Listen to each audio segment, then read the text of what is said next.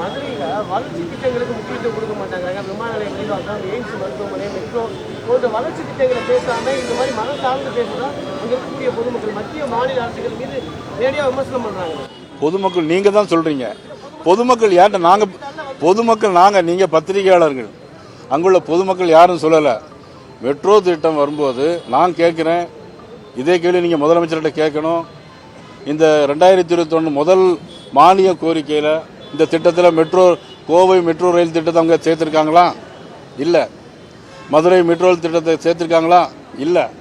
ஆனா மத்திய அரசு மெட்ரோ திட்டத்துக்கு நீங்க டிபிஆர் ரிப்போர்ட் அனுப்புங்க அப்படின்னு சொல்லியிருக்காங்க. அந்த டிபிஆர் ரிப்போர்ட்ல என்ன கொடுக்கணும்? மெட்ரோல 20 லட்சம் பேருக்கு மேலாக சென்னையில் இருக்கிறாங்க. ஆனா 5 லட்சம் பேர் தான் பயணிக்கிறாங்க. அவங்க கொடுத்த கணக்கு ஒன்னாச்சா? ஆனா மதுரையிலேருந்து என்ன தெரியுமா சொல்லியிருக்காங்க? அதாவது மோட் ஆஃப் ஆப்ரேஷன், பஸ் போக்குவரத்துக்கும் ரயில் போக்குவரத்துக்கும் 2லிருந்து 3 நிமிஷம் தான் எங்களுக்கு டைம் வித்தியாசம் இருக்கு. அப்படின்னா என்ன அர்த்தம்? தேவையில்லைன்னு அர்த்தம். ஒன்னாச்சா?